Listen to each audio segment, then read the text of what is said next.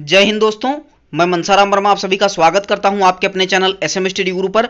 उत्तर प्रदेश सरकार की तरफ से एक खुशखबरी आ चुकी है और एएसआई की वैकेंसी आ चुकी हैं। हम डिस्कस करेंगे इसमें कंप्लीट जानकारी इस वीडियो में आपको मिलेगी। क्या सिलेबस रहने वाला है, क्या एज ग्रुप मांगा गया है और क्या क्वालिफिकेशन मांगी गई है, क्या ओ लेवल जिनके पास नहीं है वो फॉर्म को नहीं भर सकते हैं या फिर उसके अलावा कौन सी डिग्रियां काम करेंगी, ये इन सभी मुद्दों पे हम इसमें बात करेंगे। आप वीडियो को कंप्लीटली पूरा देखिएगा, आपको सारी चीज़ें क्लियर होने वाली हैं। तो स्टार्ट करते हैं। यहाँ पे सबसे पहले हम बात करें कि ये नोटिफिकेशन अभी आज ही आया हुआ है और मार्च 2021 यहाँ पे लिखा हुआ है और कब से फॉर्म भरना है ये भी हम देखेंगे। साथ ही साथ सबसे पहले हम देख लेते हैं कि यहाँ पे कौन कौन सी वैकेंसी हैं। तो वैकेंसी सबसे पहले यहाँ पे पुलिस उप निरीक्षक गोपनीय, यहाँ पे समूह ग की वैकेंसी है और इसमें 295 और 32 ये यहाँ पे वैकेंसी हैं, यानी टोटल यहाँ पे 1277 काफ़ी वैकेंसी हैं। और इसमें हम इन तीनों पोस्टों के लिए क्या एलिजिबिलिटी है सबसे पहले हम उनको देखेंगे। तो यहाँ पे गोपनीय हो जाएगा, फिर लिपिक के लिए हो जाएगा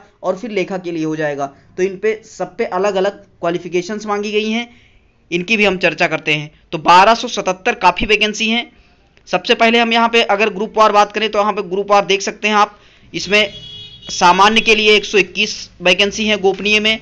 उसके बाद आर्थिक रूप से कमज़ोर लोगों के लिए 29 हैं, अन्य पिछड़ा वर्ग के लिए 79 हैं और अनुसूचित जाति के लिए 61 हैं, अनुसूचित जनजाति के लिए 5 हैं। टोटल यहाँ पे 295 वैकेंसी हैं। लिपिक के बारे में अगर यहाँ पे ग्रुप वार बात करें तो यहाँ पे सामान्य के लिए 251 है, ईडब्ल्यूएस के लिए 62 हैं और साथ ही अन्य पिछड़ा वर्ग ओबीसी के लिए 168 हैं, एससी के लिए 131 हैं, अनुसूचित जनजाति के लिए 12 वैकेंसी हैं। टोटल 624 वैकेंसी हैं लिपिक के लिए, यानी क्लर्कियल लेवल जो भी हैं। नेक्स्ट यहाँ पे है पुलिस सहायक उप निरीक्षक लेखा के लिए सामान्य वर्ग में 145 वैकेंसी हैं, आर्थिक रूप से कमजोर वर्ग के लिए 35 हैं, अन्य पिछड़ा वर्ग के लिए 96 वैकेंसी हैं, अनुसूचित जाति के लिए 75 हैं और अनुसूचित जनजाति के लिए 7 वैकेंसी हैं। टोटल 358 वैकेंसी हो गई। तो यहाँ पे ये तो वैकेंसी की बात हो गई। उसके बाद यहाँ पे जो अलग से जो दिया गया है उसके लिए यहाँ पे 32 वैकेंसी जो हैं और 20 वैकेंसी हैं, ये भी आप देख सकते हैं। यहाँ पे ये गोपनीय के लिए हो जाएगा, ये लिपिक वर्ग के लिए हो जाएगा। इसके बाद हम बात करें यहाँ पे अगर, तो ये भी पूरा दिया हुआ है, आप इसको एक बार अच्छे से देख लीजिएगा। हम मेन पॉइंट पे बात करेंगे। सबसे पहले यहाँ पे हम देखेंगे कि टंकड़ किस में मांगा गया है, किस स्टोनोग्राफी किस में मांगा गया है और किस में टाइपिंग मांगा गया है। इन सबसे पहले यहाँ पे देखते हैं पंजीकरण आरंभ होने की तिथि क्या है। तो 1/5/2021 यानी 1 मई 2021 से आप फॉर्म को भर सकते हैं।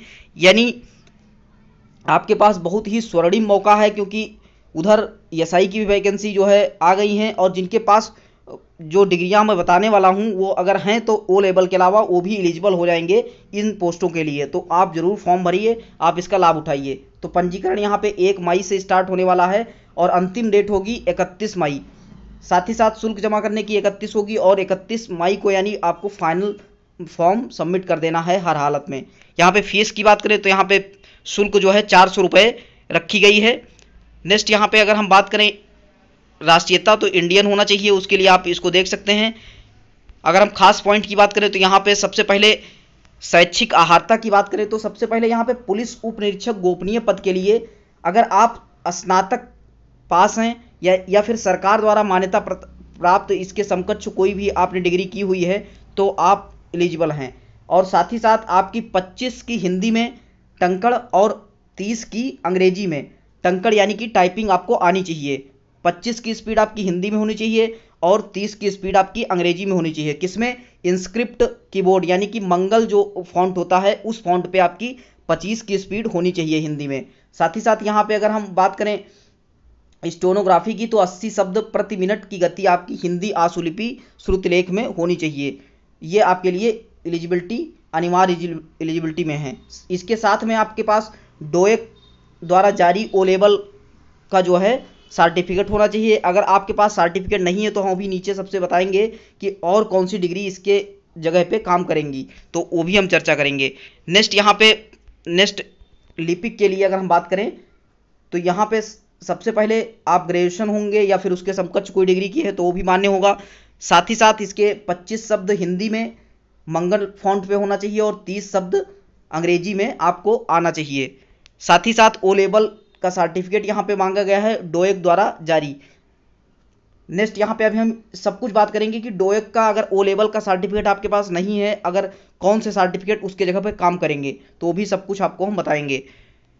नेक्स्ट यहाँ पे पुलिस सहायक उप निरीक्षक लेखा पद के लिए, तो यहाँ पे भी जो है आपने अगर वाणिज्य में स्नातक किया हुआ है या फिर लेखा शास्त्र में परास्नातक डिप्लोमा या फिर सरकार द्वारा इसके समकक्ष कोई भी डिग्री आपने की है, तो आप जो है इसके लिए एलिजिबल हैं, यानी बीकॉम एमकॉम ये सब जितने भी हैं वो एलिजिबल हैं। और यहाँ पे स्पीड की बात करें तो यहाँ पे टाइपिंग स्पीड 15 शब्द हिंदी में मंगल फॉन्ट पे मांगा गया है। साथ ही साथ ओ लेवल का सर्टिफिकेट आपके पास है तो भी आप जो है इसके लिए इन सभी डिग्रियों के साथ आप एलिजिबल हैं इस पोस्ट के लिए।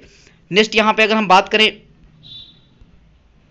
यहाँ पे सीधा सीधा लिखा हुआ है कि डोएक एनलिट ओ लेवल परीक्षा की समकक्षता विषयक परिशिष्ट 2 को देखना है। तो परिशिष्ट 2 है उसको भी हम अभी डिस्कस करेंगे कि ओ लेवल के अलावा आपके पास कौन सी डिग्रियां इसके लिए एलिजिबल होंगी। नेक्स्ट यहाँ पे अगर आप अधिमानी आहारता की बात करें तो ये भी आप देख सकते हैं यहाँ पे लिखा हुआ है सीधे सीधे। सबसे पहले यहाँ पे आयु की अगर हम बात करें तो आयु जो है 21 वर्ष की आयु आपकी पूरी हो चुकी हो और 28 वर्ष से आप अधिक न हो, यानी अगर आप सामान्य वर्ग से बिलोंग करते हैं तो आपके पास 21 वर्ष से कम एज नहीं होनी चाहिए और 28 वर्ष से ज़्यादा नहीं होनी चाहिए। बाकी आपके लिए अगर यहाँ पे आरक्षण की बात करें तो यहाँ पे अनुसूचित जाति के लिए 5 वर्ष, अनुसूचित जनजाति के लिए 5 वर्ष, अन्य पिछड़ा वर्ग के लिए 5 वर्ष, भूतपूर्व सैनिक के लिए 3 वर्ष और उत्तर प्रदेश राज्यकर्मी के लिए 5 वर्ष। यानी कि अगर आप 28 वर्ष के हैं और ओबीसी कैटेगरी से बिलोंग करते हैं तो आप टोटल 33 साल तक आप इस फॉर्म को एलिजिबल कर सकते हैं, यानी कि 33 वर्ष के भी अगर आप हैं तो आप इसके लिए एलिजिबल हैं। यहाँ पे पूरी बात आप देख सकते हैं, 1/7/2021 को ये लागू होगा और 1/7/1993 से पूर्व और 1/7/2000 के बाद ना हो, यानी इसके बीच में ही जो भी हैं उनका ही चलेगा। नेक्स्ट यहाँ पे अगर हम बात करते हैं महत्वपूर्ण पॉइंट की, तो यहाँ पे जो ऑनलाइन परीक्षा होने वाली है उससे रिलेटेड जो भी सब्जेक्ट दिए गए हैं, पहले हम इनको चर्चा कर लेते हैं एक बार कि कौन से सब्जेक्ट पूछे जाएंगे इस परीक्षा के लिए। उसके बाद हम शारीरिक मानक दंड के बारे में भी बात करेंगे, कौन से मानक जो है शारीरिक रखे गए हैं, कितनी हाइट होनी चाहिए, क्या कुछ मांगा गया है, सब कुछ बताएंगे। तो यहाँ पे ऑनलाइन लिखित परीक्षा आपकी होगी 400 नंबरों की। 400 नंबरों की परीक्षा होगी। इसमें सामान्य हिंदी और कंप्यूटर के 100 अंक के प्रश्न होंगे। फिर उसके बाद सामान्य जानकारी और समसामयिक विषय यानी कि करंट अफेयर के लिए 100 अंक होंगे। साथ ही साथ संख्यात्मक एवं मानसिक योग्यता के 100 क्वेश्चन होंगे, 100 अंक की परीक्षा होगी। और इसके साथ में यहाँ पे रीजनिंग के जो है 100 अंक की परीक्षा होगी, यानी टोटल 400 नंबरों का ये पेपर होने वाला है आपका। और इसमें प्रत्येक सब्जेक्ट में 35% अंक पाने अनिवार्य हैं। साथ ही साथ अगर हम टोटल बात करें तो टोटल आपका 40% अंक से कम नहीं होना चाहिए, इसके ऊपर ही अंक जो है आप पाएंगे तभी आप इसके लिए एलिजिबल होंगे। तो यहाँ पे अगर कई पालियों में परीक्षा होती है तो नॉर्मलाइजेशन की प्रक्रिया अपनाई जाएगी। साथ ही साथ यहाँ पे आप लोगों ने देख लिया है, इसके बाद हम सिलेबस भी बात करेंगे कि क्या सब्जेक्ट के अंदर पूछा जाएगा, कौन से चैप्टर देखने को मिलेंगे, फिर हम इसके बारे में बात करते हैं। यहाँ पे अब यहाँ पे नेक्स्ट हम शारीरिक मानक परीक्षा के बारे में बात करें तो यहाँ पे पुरुष वर्ग के लिए मेल कैंडिडेट के लिए उनकी हाइट जो है 1.63 मांगी गई है, यानी अगर आप सामान्य अन्य पिछड़ा वर्ग या फिर अनुसूचित जाति के अभ्यर्थी हैं तो आपकी 1.63 जो है हाइट होनी चाहिए। अगर अनुसूचित जनजाति यानी एसटी कैंडिडेट हैं तो आपकी 1.56 सेंटीमीटर हाइट होनी चाहिए। साथ ही साथ यहाँ पे सीना दिया हुआ है, ये भी आप देख सकते हैं, तो ये पहले जैसा है, ये कुछ इसमें इंक्रीमेंट नहीं देखने को मिला है। 75 सेंटीमीटर बिना फुलाए और 80 सेंटीमीटर से कम नहीं होना चाहिए। तो यहाँ पे आप पूरा इसको देख सकते हैं एक बार। बाकी हाइट आपकी 1.63 और 1.56 है। नेक्स्ट यहाँ पे महिला कैंडिडेट के लिए, फीमेल कैंडिडेट के लिए 1.50 सेंटीमीटर यानी 150 सेंटीमीटर हाइट होनी चाहिए। और यहाँ पे वजन की भी बात की गई है तो न्यूनतम 40 किलो का वजन होना चाहिए। साथ ही साथ यहाँ पे एसटी कैंडिडेट हैं तो 1.45 सेंटीमीटर भी चलेगा। नेक्स्ट यहाँ पे अगर हम बात करें तो महत्वपूर्ण बात होगी यहाँ पे, इतनी चीज़ों के लिए अगर आप एलिजिबल हैं तो उसके बाद आपकी टंकण परीक्षा होगी यानी टाइपिंग टेस्ट होगा। तो टाइपिंग टेस्ट केवल पासिंग है यानी कि उत्तीर्ण करना है उसको। बाकी जो सीबीटी एग्ज़ाम होने वाला है, कंप्यूटर बेस्ड टेस्ट होने वाला है, उसके आधार पे ही जो है आप आगे सेलेक्ट होंगे। तो यहाँ पे पूरी जो चयन सूची है आखिरी में उसी के माध्यम से रिलीज की जाएगी। यहाँ पे अधिमान जो अहर्ता दी गई थी उन अगर किसी कैंडिडेट के नंबर बराबर हैं तो अधिमान अहर्ता के तहत उसको जो है वरीयता दी जाएगी। नेक्स्ट यहाँ पे अगर हम बात करें चिकित्सा परीक्षा की, तो चिकित्सा परीक्षा सब कुछ सेम है।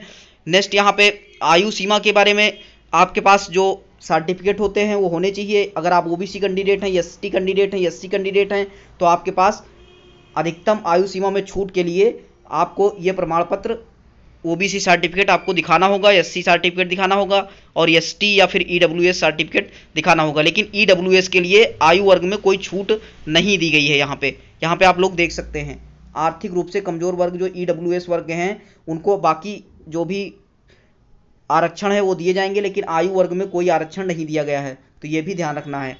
नेक्स्ट यहाँ पे अगर हम महत्वपूर्ण पॉइंट की बात करें, यहाँ पे ये पॉइंट देख लेना है जो भी ओबीसी कैंडिडेट हैं, एससी एसटी कैंडिडेट हैं, उनके पास जो यूपी सरकार यानी उत्तर प्रदेश सरकार के द्वारा जो ये अभी ऊपर अधिकारी दिए गए थे इनके द्वारा जो प्रमाण पत्र रिलीज किया जाता है यानी सेंट्रल वाला प्रमाण पत्र आपका नहीं काम करेगा। यहाँ पे सीधा लिखा हुआ है कि भारत सरकार के अधीन पदों पर नियुक्ति हेतु प्रस्तुत किए जाने वाले प्रमाण पत्र के प्रपत्र पर अनुसूचित जाति, अनुसूचित जनजाति या फिर अन्य पिछड़े वर्ग के प्रमाण पत्र मान्य नहीं होंगे। तो ये आपको ध्यान रखना है, यानी आपने अगर सेंट्रल का बनवाया है तो आप जो है अब जो है यूपी सरकार का भी सर्टिफिकेट बनवा लीजिए। साथ ही साथ आपको डोमिसाइल सर्टिफिकेट भी बनवा लेना है। यहाँ पे लिखा हुआ है उक्त डोमिसाइल सर्टिफिकेट आवेदन पंजीकरण के अंतिम तिथि या उससे पूर्व निर्गत होना चाहिए, यानी कि अभी आपके पास मौका है, अगर आप इन पोस्टों के लिए एलिजिबल हैं तो जल्दी से आप अप्लाई कर दीजिए। इसके बाद आपको यूपीएसआई और एएसआई दोनों का फायदा आपको इससे मिल जाएगा। नेक्स्ट यहाँ पे अगर हम बात करें अभ्यर्थियों के लिए महत्वपूर्ण सूचना, तो यहाँ पे देख लीजिए एक बार, यानी ऊपर जो भी सर्टिफिकेट बताए गए हैं वो सर्टिफिकेट आपके पास होने चाहिए डॉक्यूमेंट वेरिफिकेशन के टाइम पे। तो ये सब कुछ यहाँ पे लिखा हुआ है, आप इसको एक बार देख सकते हैं, मैं पहले भी चर्चा कर चुका हूँ। साथ ही साथ यहाँ पे आवेदन कैसे करना है, तो आपको पीआरबी की वेबसाइट पे जाना है और यहाँ पे आप ये वेबसाइट डालेंगे और आप जा करके वहाँ से आप रजिस्ट्रेशन करेंगे। सबसे पहले तो रजिस्ट्रेशन में आपको ये सब चीज़ें जो है लगेंगी, फिर उसके बाद पेमेंट करना है। पेमेंट के बाद तृतीय चरण में आपको जो है पेमेंट करने के बाद यहाँ पे फ़ोटो लगाना है। तो फोटो की यहाँ पे साइज और सब कुछ दिया गया है। यहाँ पे सीधा लिखा गया है जो भी सेवारत कैंडिडेट हैं वो फोटो वर्दी के साथ ना लगाएं। तो यहाँ पे लिखा हुआ है, ये ध्यान रखना है। अगर कोई भी ऐसा कैंडिडेट है जो पहले से पुलिस विभाग में जॉब कर रहा है और वर्दी वाली फ़ोटो आप लगा रहे हैं तो आप रिजेक्ट हो जाएंगे। बाकी आप क्राइटेरिया पूरा देख सकते हैं एक बार अच्छे से। लास्ट में आपको सबमिट कर देना है सब कुछ एक बार देखने के बाद। बाकी एक बार नोटिफिकेशन ज़रूर आप एक बार अच्छे से अपने आप से पढ़ लें। अगर कोई डाउट होता है तो आप प्लीज़ कमेंट करके ज़रूर बताएं। नेक्स्ट यहाँ पे जो आवेदन प्रक्रिया के अन्य महत्वपूर्ण पॉइंट हैं इनको भी आप अच्छे से एक बार देख लें। अब हम यहाँ पे सिलेबस की बात करेंगे, तो सिलेबस क्या रहने वाला है इस परीक्षा के लिए। तो सबसे पहले 100 नंबर के 4 सब्जेक्ट पूछे जाएंगे। यहाँ पे सामान्य हिंदी कंप्यूटर के 100 अंक के परीक्षा होगी। यहाँ पे सामान्य जानकारी समसामयिक विषय जो है 100 अंक के होंगे। संख्यात्मक यानी मैथ के जो है 100 अंक की परीक्षा होगी। रीजनिंग के 100 क्वेश्चन यानी 100 अंकों की परीक्षा होगी। तो यहाँ पे देख सकते हैं। हिंदी में बात करें तो हिंदी में या आप स्क्रीनशॉट ले लीजिए। अगर आप इस फॉर्म के लिए एलिजिबल हैं तो आप इसका सिलेबस एक बार निकाल के जहाँ भी स्टडी करते हैं वहाँ पे आपके पास होना ही चाहिए, क्योंकि हिंदी का यहाँ पे सब जो भी है सब कुछ दिया गया है। एक बार हर एक चैप्टर पे अच्छे से एक बार देख सकते हैं आप। उसके बाद कंप्यूटर के जो भी चैप्टर हैं वो भी दिए गए हैं। सामान्य जागरूकता के भी जितने भी टॉपिक हैं सब कुछ दिया गया है। साथ ही साथ यहाँ पे करंट अफेयर के भी टॉपिक दिए गए हैं। इसमें साइबर क्राइम ये सब कुछ ऐड किया गया है, तो ये भी आप एक बार अच्छे से देख लेंगे। साथ ही साथ वीडियो को लंबा नहीं करना है ज़्यादा। आप लोगों को अगर कोई डाउट होता है या फिर कोई और अन्य जानकारी चाहिए इससे रिलेटेड तो आप कमेंट करके ज़रूर बताएं। हम साथ में अब बात करते हैं कि ओ लेवल अगर जिनके पास नहीं है और कौन सी डिग्रियां काम करेंगी, जो कि महत्वपूर्ण पॉइंट था। यहाँ पे ये भी आप देख सकते हैं कि numerical and mental ability test के में कौन कौन से चैप्टर पूछे जाएंगे, ये सब कुछ देख सकते हैं। फिर यहाँ पे रीजनिंग का है और फिर इसके बाद हम जो है सीधे अब चलेंगे। ये सब कुछ आप एक बार नोटिफिकेशन में देख लेंगे। यहाँ पे परिशिष्ट 2 पे हम बात करेंगे कि डोएक एनलिट ओ लेवल स्तर के प्रमाण पत्र की समकक्षता का निर्धारण कैसे होगा। तो यहाँ पे बीएससी में कंप्यूटर साइंस 1 वर्ष के रूप में 3 वर्ष रहा है और परंतु डिग्री बीएससी की मिली है, तो क्या आप एलिजिबल हैं, ऐसा क्वेश्चन मन में आपके आ रहा होगा। तो यहाँ पे सीधा लिखा गया है कि BSc computer science O level से ऊपर है। ओ लेवल से ऊपर का मतलब आप जो है इसके लिए एलिजिबल हैं। नेक्स्ट यहाँ पे बीएससी में कंप्यूटर साइंस एक विषय के रूप में अंतिम वर्ष में रहा है, डिग्री बीएससी की मिली है, तो क्या ओ लेवल के समकक्ष अथवा ऊपर है। तो यहाँ पे सीधा लिखा गया है कि बीएससी में कंप्यूटर साइंस एक विषय तक है, ओ लेवल भी 1 वर्ष का है, यानी कहने का मतलब 1 वर्ष के दोनों डिग्रियां समकक्ष हैं, तो ये भी आप इसके लिए एलिजिबल हैं। नेक्स्ट यहाँ पे आप इसको देख सकते हैं एक बार अच्छे से, जो महत्वपूर्ण पॉइंट है यहाँ पे ये लिखा गया है, ये कई लोगों के डाउट होंगे कि क्या किसी प्राइवेट संस्थान से DO, AP, DOMA, ADC, ADCA, ADCH, ADCP, DCA, DCFA, यानी कि ये सब कुछ डिग्री आप एक बार अच्छे से देख लीजिएगा। अगर आपने किया है किसी प्राइवेट इंस्टीट्यूट से किया है और वो मान्यता प्राप्त इंस्टीट्यूट है राज्य सरकार द्वारा, तो आप जो है एलिजिबल हैं। तो यहाँ पे सीधा लिखा गया है कि यदि यह प्रमाण पत्र केंद्र राज्य सरकार द्वारा स्थापित मान्यता प्राप्त किसी board, university, UGC, AICTE, IGNOU या फिर एनलिट, डोएक द्वारा निर्गत हैं, तो किए गए हैं, कोर्स की अवधि 1 वर्ष या उससे अधिक है, तो यह ओ लेवल के समकक्ष माना जाएगा। यानी इसमें लिखित जो भी कोर्स हैं वो आपने 1 साल पूरे किए हों और वो आपकी इंस्टीट्यूट मान्यता प्राप्त इंस्टीट्यूट है, तो आप उसके लिए एलिजिबल हैं। यानी कि बहुत लोगों के पास ये सर्टिफिकेट होगा तो उनको कंफ्यूज नहीं होना है कि ओ लेवल हमारे पास नहीं है तो हम एलिजिबल नहीं है। अगर ये डिग्री भी आपके पास है तो जो है आप इसके लिए एलिजिबल हैं। बाकी आप एक बार अच्छे से नोटिफिकेशन को देख लीजिए, हमने महत्वपूर्ण जितनी भी बातें थी उन पे हमने चर्चा कर ली है। बाकी इंजीनियरिंग के जो भी स्टूडेंट हैं वो भी आप अपना पूरा देख सकते हैं, वो भी एलिजिबल हैं। तो यहाँ पे सब कुछ हमने एक बार चर्चा कर लिया है। बाकी आप सर्टिफिकेट एक बार बनवा लें अगर आप इस पोस्ट के लिए एलिजिबल हैं, और कोई डाउट होता है तो आप कमेंट करके बताएं, उसका रिप्लाई हम करेंगे। मिलते हैं नेक्स्ट वीडियो के साथ। और यूपीएसआई की भी वैकेंसी जो है उसके लिए भी नोटिफिकेशन आ चुका था, मैंने उस पर चर्चा किया है। जो भी एलिजिबल हैं आप एक बार अच्छे से जा करके देख लीजिएगा। मिलते हैं नेक्स्ट वीडियो के साथ, तब तक के लिए जय हिंद, जय Bharat, thank you so much.